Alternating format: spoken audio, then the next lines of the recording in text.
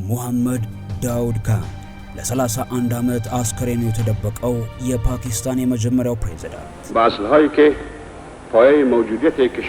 ሁለቱ ኃያላን ከሩሲያም ከአሜሪካም ጋር ደም አፋሳሽ ጦርነት ውስጥ የገባቸው ዛሬም ድረስ በጦርነት ውስጥ የምትገኘው አፍጋኒስታን ብዙ የሚነገርላት ጉድ አላት። ጦረኛ ህዝቦች ናቸው ከሚባሉ የዓለማችን ህዝቦች መካከል ልትጠቀስ የምትችለው ሀገሪቱ ከመሯት መሪዎች መካከል ሙሐመድ ዳውድን ያህል የሚታወስ ለመጥቀስ ያስቸግራል። እኚህ መሪ ይህችን ሀገር የመጀመሪያው ፕሬዝዳንት ሆነው ከመምራትም በላይ ከንጉሳዊ ስርዓት ወደ ምርጫ ስምም ቢሆን ያስገቧት ናቸው። ሙሐመድ ዳውድ ካን ተወዳጅም በአርያነት የሚጠቀስ መሪ ነበሩ። አፍጋኒስታንን ወደ ዲሞክራሲ ስርዓት አስተዳደርን ለመለወጥ ብዙ የለፉም ናቸው ይሏቸዋል። በእርግጥ አምባገነን እንደሆኑም የሚመሰክሩ ጥቂት አይደሉም።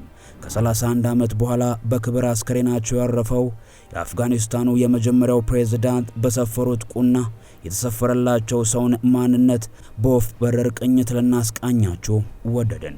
ይህ ለዘውጋችን ነው። ኖር ብለናል ከመቀመጫችን ብድግ ብለን። እንደምን ቆያችሁን?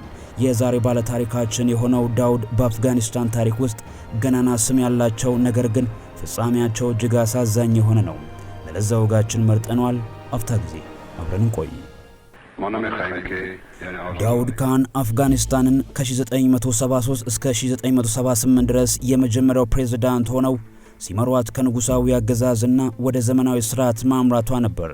ሀገሪቱንም በፕሬዝዳንትነት ለመምራት የመጀመሪያዋ ሰው ናቸው። ምንም እንኳን ዳውድ ካን ራሳቸውም የንጉሳዊ ቤተሰብ ልጅ ቢሆኑም ስርዓቱን ሽረው ዘመናዊውን የተከሉ ዘመነኛም ናቸው ይባልላቸዋል። አፍጋኒስታን ንጉሳዊ ቤተሰብ የተወለዱትና ሰርዳር በሚለው ቅጥያ ስማቸው የተነገረላቸው ካን እንደ ጠቅላይ ግዛት አስተዳዳሪና በኋላም የጦር አዛዥ ሆነው የጀመሩት ስልጣን መሰላሉ ባጎት ልጅ በንጉስ ሙሐመድ ዛሂር ሻህ ጠቅላይ ሚኒስቴር ሆነው ከመሾም በፊት ለ10 ዓመታት በላይ በጠቀስናቸው ስልጣኖች አገልግለዋል። በኋላም ንጉሱን የአንድ ፓርቲ ስርዓት እንዲተገበር ማሳመን ተስኗቸው ካን ያለ ደም በአፍጋኒስታን ጦር መኮንኖች ድጋፍ ንጉሳዊ ስርዓቱን ገልብጠው ራሳቸውን የአፍጋኒስታን ሪፐብሊክ ፕሬዝዳንት አድርገው በብሔራዊ አብዮታዊው ስር ራሳቸውን የቻለ የአንድ የፓርቲ ስርዓት መሰረትን ተከሉ በአፍጋኒስታን። ዳውድ ካን በራስ ገዝ አገዛዙና በትምህርታዊና ተራማጅ ማህበራዊ ማሻሻያዎች የታወቁ ነበሩ። በአገዛዛቸው በመንግስት ውስጥ ኮሚኒስቶችን የማጽዳት ስራንም መርተዋል። እናም ብዙዎቹ ፖሊሲዎቹ በንጉሳዊ አገዛዝ ስር የነበረውን የመድብለ ፓርቲ ስርዓት ወደ ነበረበት ለመመለስ የሚደግፉትን የሃይማኖት ወግ አጥባቂዎችና ሊበራሎችንም ሳይቀር አላስደሰተም ነበር። በእርሳቸው የስልጣን ዘመን የተተገበሩ ማህበራዊና ኢኮኖሚያዊ ማሻሻያዎች ስኬታማ ነበሩ። ነገር ግን በሚከተሉት የውጭ ፖሊሲ ምክንያት ከጎረቤት ሀገራት ጋር ያላቸው ግንኙነት ውጥረት እንዲፈጠር አድርጓል። አውሮፓውያን አቆጣጠር በ1978 በአፍጋኒስታን ወታደራዊና በአፍጋኒስታን ኮሚኒስት ህዝባዊ ዲሞክራሲያዊ ፓርቲ PDPM የሚመራው ቡድን በአፍጋኒስታን ውስጥ መፈንቅለ መንግስት አደረገና ከስልጣን ከመወገድም በላይ እስከ ወዲያኛው ሸኛቸው። የሚያስገርመው በ1978 በመፈንቅለ መንግስት ከተገደሉ በኋላ አስከሬናቸው የት እንዳለ ሳይታወቅ ለ31 ዓመታት የቆየ ሲሆን በኋላ ላይ ከ3 አስርት ዓመታት በኋላ ተገኝቶ በብሔራዊ የቀብር ስነ ስርዓት ደረጃ እንዲቀበሩ ሆነዋል። ወደዚህ ደረጃ እንደምን ሊደርሱ ቻሉ የሚለው ጥያቄና ከታሪካቸው የተወሰነ ምዕራፎችን እያነሳሳን እንጨዋወት። ዳውድ ካን በካቡል የተወለዱ ንጉሳዊ ቤተሰብ ሲሆኑ ልጅነታቸውንና ህይወታቸውም ፈታኝ እንደነበር ይገለጻል።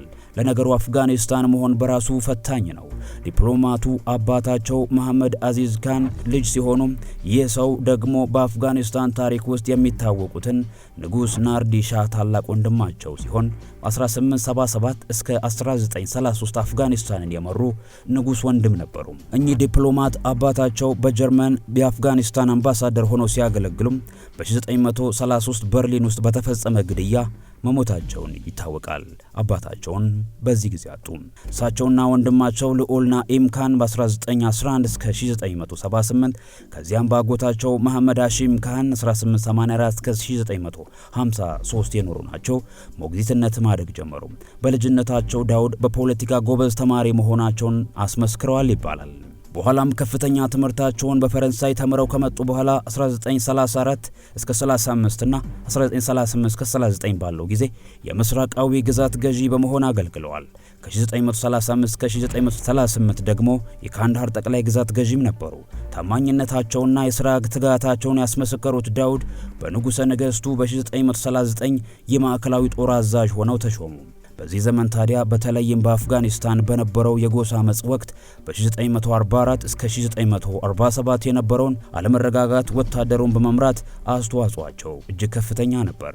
ዳውድ እንደ አውሮፓውያን አቆጣጠር 1946 እስከ 1948 የመከላከያ ሚኒስቴር ከዚያም ከ1949 እስከ 1951 የሀገር ውስጥ ጉዳይ ሚኒስቴር ሆነውም አገልግለዋል። በ1948 በፈረንሳይ የአፍጋኒስታን አምባሳደር ሆነው ተሹመውም ነበር። ፈረንሳይ ነውና የተማሩት። እንደ አውሮፓውያን አቆጣጠር በ1951 በጄኔራልነት ማዕረግ ከተሾሙና ስልጣኑም ከተሰጣቸው በኋላ በ1951 እስከ 1953 በካቡል ውስጥ የአፍጋኒስታን ጦር ኃይሎች ማዕከላዊ ኮር አዛዥ በመሆንም አገልግለዋል።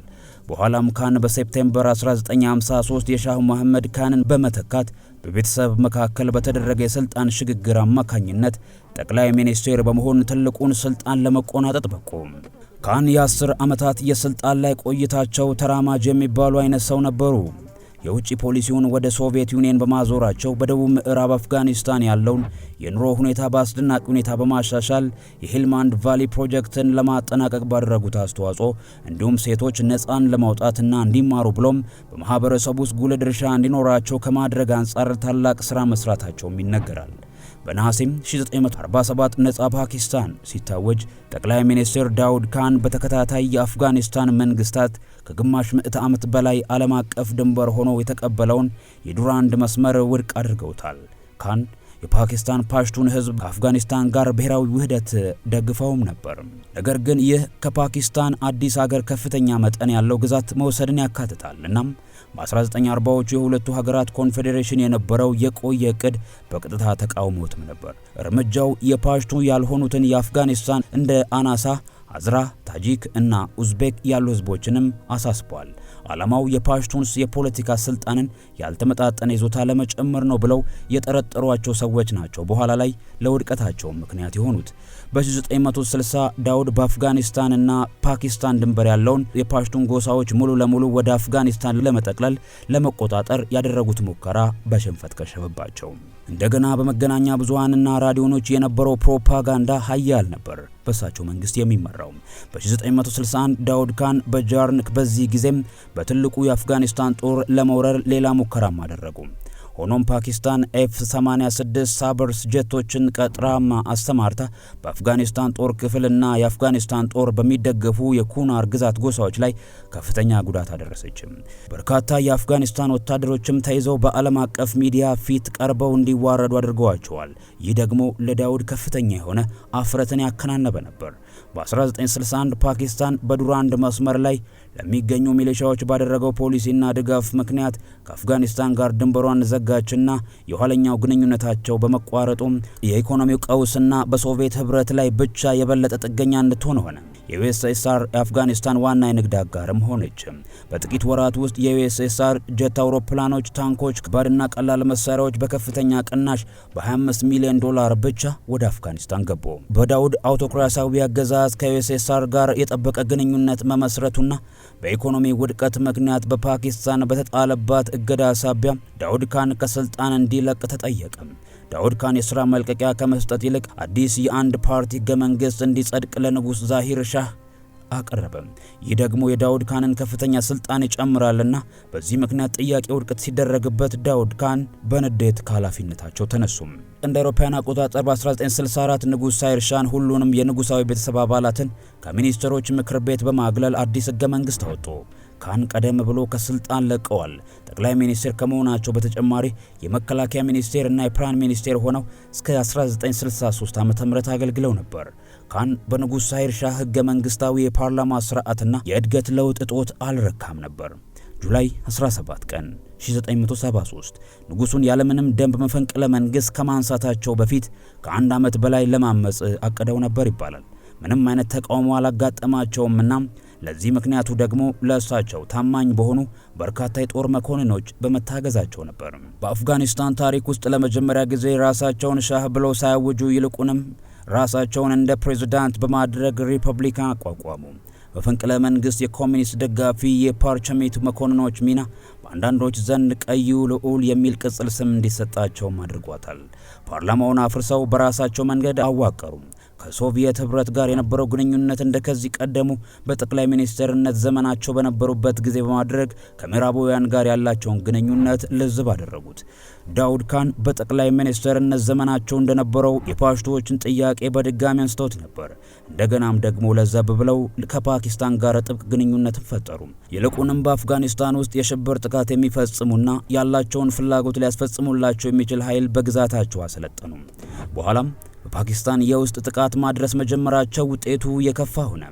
አፍጋኒስታን ከፓኪስታን ጋር የነበራት የሻከረ ግንኙነት የበለጠ ያሽቆለቆለ ሄዶም ፓኪስታንም ተመሳሳይ ድንበር ተሻጋሪ ጣልቃ ገብነት ጀመረች።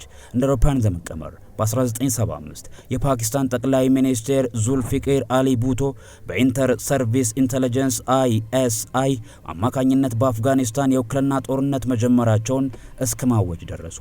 በመጨረሻም በ1977 የአንድ መድብለ ፓርቲ ስርዓትን በማቋቋም አዲስ ህገ መንግስት ማርቀቅ ጀመሩ። ከሶቪየቶች ጋር በነበራቸው ቅርበትና ሶሻሊስት ስርዓትን ለማምጣት የወሰዱት እርምጃ ያልወደዱ ብሎም አክራሪ የሆኑ የሃይማኖት አራማጆች እስር ያስከተለው ተቃውሞ እየተቀጣጠለ በዩናይትድ ስቴትስ በሚደገፉ ኃይሎች በ1978 መፈንቅለ መንግስት ተደረገባቸው። የእጃቸውን አገኙም ሊባል ይችላል። እናም ከእነ ቤተሰቦቻቸው ተረሽነው አስከሬናቸው ለ31 ዓመታት ተደበቀ። በአውሮፓውያን ዘመን ቀመር በሰኔ 28 ቀን 2008 አስከሬናቸውና ቤተሰቦቻቸው በካቡል ከተማ አውራጃ 12 ክፑል ቻርኪ እስር ቤት ቅጥር ውጪ በሁለት የተለያዩ ጅምላ መቃብሮች ተገኝቷል። የመጀመሪያዎቹ ዘገባዎች እንደሚያመላክቱት በአንድ መቃብር ውስጥ 16 አስከሬኖችና ሌሎች 12 አስከሬኖች በሁለተኛው ውስጥ ይገኛሉ።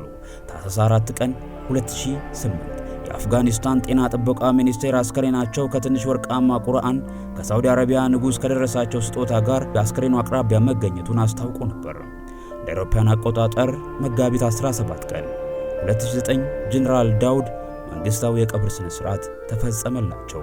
Afghanistan is mourning a president, a leader who died 31 years ago. The location of their bodies a mystery until they were finally uncovered last year.